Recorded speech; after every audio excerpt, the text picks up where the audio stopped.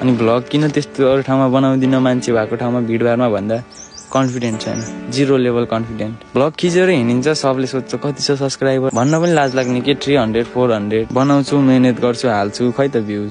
अस्ति video part 1 भनेर हाल्दै थिएँ, खै त्यसमा 50+ भ्युज छ। अनि के गर्ने है, 50+ भ्युजले त हामीले त्यत्रो मेहनत गरेको सबै आफ्नो मनै मर्दिन्छ क्या।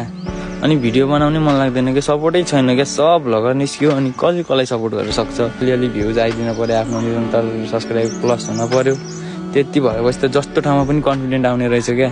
सब्सक्राइबर नभएपछि त भ्लग बनाउनु पनि कन्फिडेन्ट नआउने के, लाज लाग्ने छ। त्यसले के भन्ने होला, यस्तो सब्सक्राइबर छैन, यस्तो दुःख गरेर हिँडेर भन्ने हो कि यताउति भन्ने हो कि भने एकदम लाज लाग्ने क्या। म चाहिँ त्यो पोइन्टले अगाडि बढ्न नसक्या हो क्या। अलिअलि सब्सक्राइबर भेटाएको भए, मैले अलिअलि भ्युज भेटाएको भए चाहिँ म अगाडि बढ्थेँ क्या। अब भ्युजै भेटाएन, अब म आफै त्यस्तो कन्टेन्ट दिन नसके होला, त्यो मेरै गल्ती हो है। जस्तो छ त्यस्तै कन्टेन्ट दिएर पनि होला, म केही भन्दिनँ अरूलाई पनि है।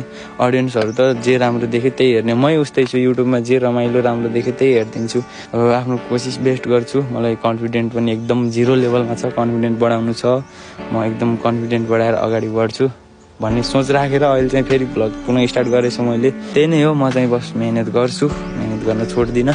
भर्खर स्टार्टिङ हो, अझै कति दुःख भोग्नै छ बाटोमा होइन।